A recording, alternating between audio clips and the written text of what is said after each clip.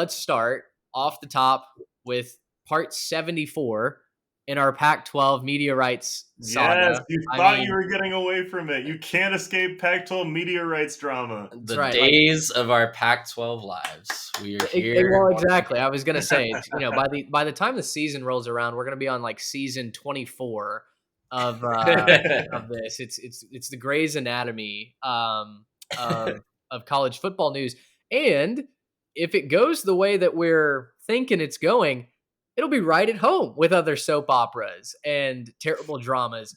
Pac-12 will sign with CW and seal their fate as the last place Power 5 conference. That's our first hot take. Has not happened. To give you context, there is news coming out that they are leaning towards CW and potentially joining Live Golf as the other live sporting event over on that network. But as The Athletic reported, a number of other sources reported, their deal has now been delayed once again. Expected now late spring, early summer. Stu Mandel. It's coming any day, guys. It will be here very, very soon. Don't you worry. No. It's in the mail. Yeah, Arizona says it's coming any day, and it's great, okay? It's so much better than you guys. Yeah, well, so Stu Mandel said several Pac-12 presidents had recently said a deal was imminent. The source he talked to said those comments were, quote, overly optimistic, end quote. So, gentlemen, the Pac-12 is going to sign with CW, according to our hot take, and it will seal their fate as the last place Power 5 conference from a media rights standpoint, from a kind of ascendancy standpoint. I would say they're going to be kind of laughed at, looked down upon after this deal takes place. What say you? Here's the thing. On the surface, this looks laughable. There's a lot of jokes that write themselves. The CW has not been a player in the sports era. They've been more One Tree Hill and Riverdale, Flash and Riverdale. And reruns of Smallville. All the classics. But it's better than Ion. I think that objectively we can say that more people have heard of the CW than have heard of Ion. Sure. And it really, just to play devil's advocate here, it depends on the number.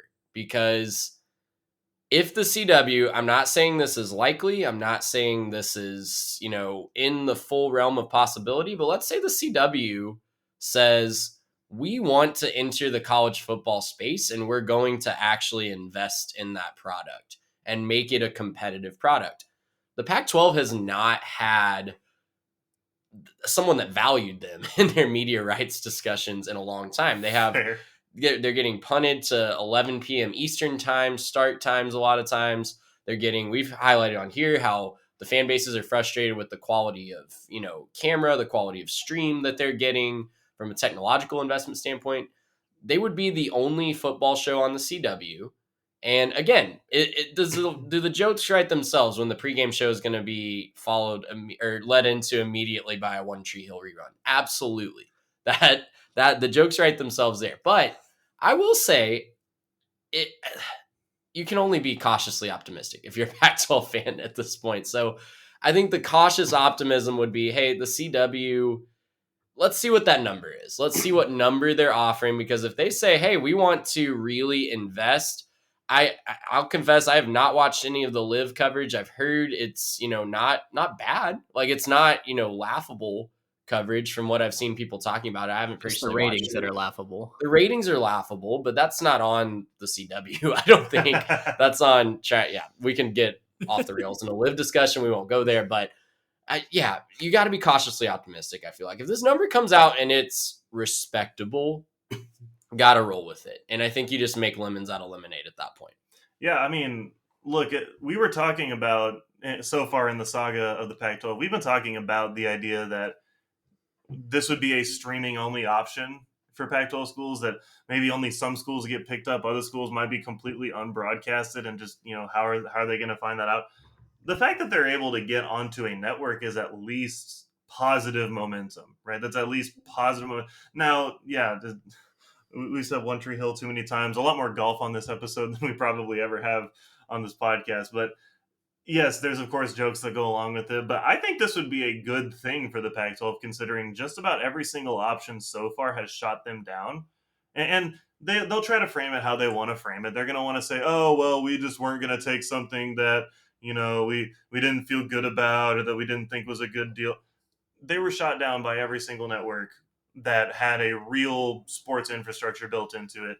The fact that CW wants to build that, and the fact that they want to take on the Pac-12, and you're right, make them kind of their darling, right? They say, oh, the Pac-12, this is our darling.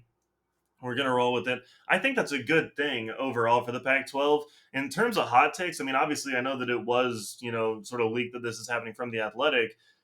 Still a little bit of a long shot, maybe for most people. I think this is a great hot take. I'm going to say hot take approved on this one. I feel real good about this. And yeah, I think that's great. And I will say, okay, are more eyeballs going to be on the Pac-12 on the CW or the Pac-12 network? It's the CW. It's probably the CW, right? yeah. Oh, because for sure. Access. Yeah, and they're going to be on at better times. They're not going to be relegated to the automatic late kick. Like if they were with Fox, it's going to be a Big 10 or a Big 12 game at 8 p.m. Eastern. Yeah. And at the CW, they might get an 8 p.m. Eastern kick more often than not, because it's going to be the only show in town on that channel. So again, we got to see the terms. We got to see the numbers, but I think it can be respectable. And if they can figure out, I think the best way for them to do this would be to figure out some sort of like, almost like the NFL does it, where there's like a coverage map of these local CW stations will have this Pac-12 game. Yeah. Especially if you look in the future with the addition of SMU maybe, or some other team in the central time zone. I think that just opens up more possibilities for them to kind of transition away from that albatross of the Pac-12 network that nobody can watch. Boy, that news blurb feels like it's just died, right? SMU and UNLV, UNLV. San Diego State.